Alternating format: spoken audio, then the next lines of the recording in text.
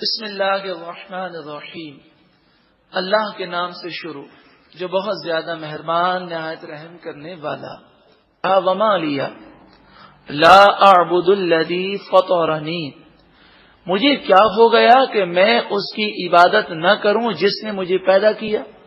تو ہاں، میں اسی کی عبادت کرتا ہوں۔ وَإِلَيْهِ تُرْجَعُونَ، اور اسی کی طرف تم لوٹائے جاؤ گے۔ أَأَتَّخِذُ مِن دُونِهِ آلِهَةً، کیا میں اللہ کو چھوڑ کر دوسرے جھوٹے خدا بنا لوں، معبود سمجھوں ان پتھروں کو۔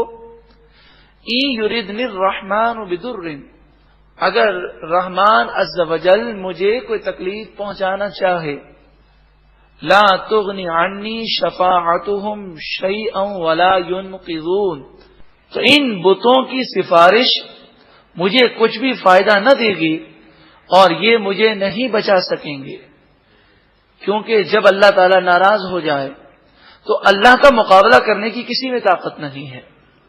تو یہ بت، ان کی پوجا کرنا جہنم میں لے جانے والے کام ہے۔ انی اذا لفی ضلال مبین، اگر میں ایسا کروں بے شک اس وقت تو ضرور میں کھلی گمراہی میں ہوں گا۔ انی آمنت بربکم فاسمعون، بے شک میں تمہارے رب پر ایمان لایا، پس تم میری بات غور سے سنو۔ آپ سوچیں کہ کافر ہاتھوں میں پتھر لیے ہوئے، لاٹھیاں لیے ہوئے، تلواریں لیے ہوئے ہیں، اور معلوم ہے کہ ایمان کے اظہار پہ وہ جان سے مار دیں گے۔ کلمہ حق کہنا اس موقع پر یہ روحانی قوت ہے جو اللہ نے حبیب نجار کو عطا فرمائے، جنہوں نے کافروں کی کوئی پرواہ نہ کی اور فرمایا میں تمہارے رب پر ایمان لایا ہوں۔ یہ نہیں فرمایا میرے رب پر، انہیں سمجھایا گیا کہ میں جس رب پر ایمان لایا ہوں وہ میرا رب بھی اور تمہارا رب بھی ہے۔ فاسمعون، تم سن لو، جو کرنا ہے کر لو۔ اللہ تعالیٰ ایسی ایمانی قوت ہر مسلمان کو عطا فرمائے کلمہ حق کہنے کی۔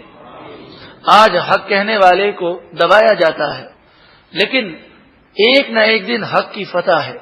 تو ان کافروں نے ان کو مارنا شروع کیا اور پتھراؤ کیا اور تلواروں سے ان کے جسم کے ٹکڑے ٹکڑے کر دیے۔ یہاں بظاہر ان کا جسم خون خون ہو گیا، جسم کے ٹکڑے ٹکڑے ہو گئے، اور وہاں پر انہوں نے شہادت کا رتبہ پایا۔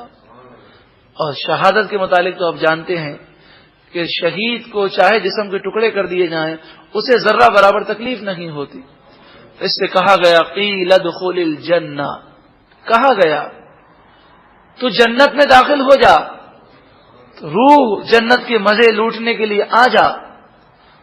اس روح سے جب یہ کہا گیا قالا، تو مرنے والا حبیب نجار اپنی قوم سے کیسی محبت کرتے ہیں کہ اس کے باوجود آپ نے مرنے کے بعد یہ کہا، قالا، کہا یا لیت قومی یعلمون۔ ان باتوں سے بھی پتہ چلتا ہے کہ شہید زندہ ہے، نبی بھی زندہ ہے، ولی بھی زندہ ہے، کہ وہ مرنے کے بعد کلام کر رہے ہیں، ان کی روحیں کلام کر رہی ہیں اور اللہ تعالیٰ اس کلام کو ذکر کر رہا۔ تو اپنی قوم سے کیسی ہمدردی ہے، کہا کاش میری قوم جان لیتی بما غفر لی ربی، کہ میرے رب نے مجھے کیسا بخش دیا۔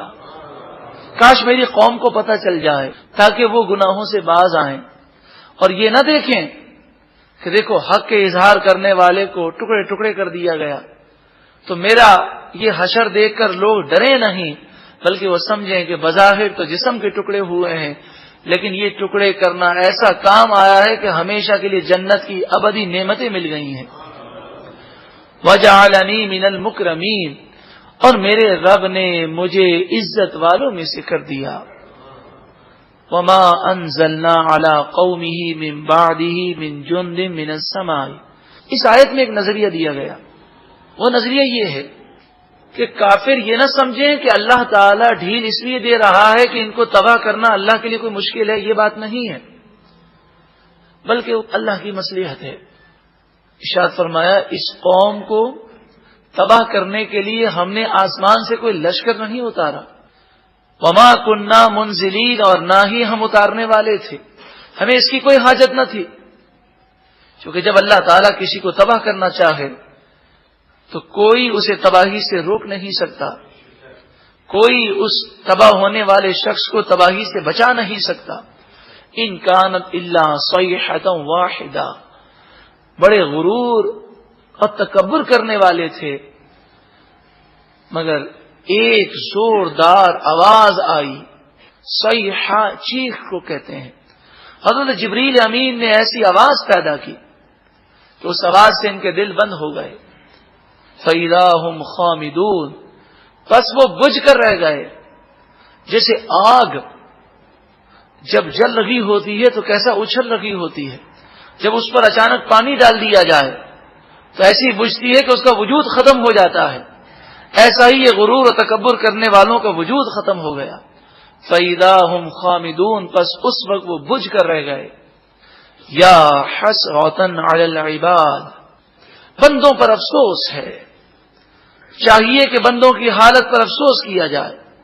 ما یأتیہم من رسول الا کانوا بہ یستہزئون، جب بھی ان کے پاس کوئی بھیجا جاتا ہے، کوئی رسول، کوئی نبی، کوئی مبلغ آتے ہیں، جب بھی کوئی سمجھانے والا انہیں سمجھاتا ہے تو لوگ ان کا مذاق اڑاتے ہیں۔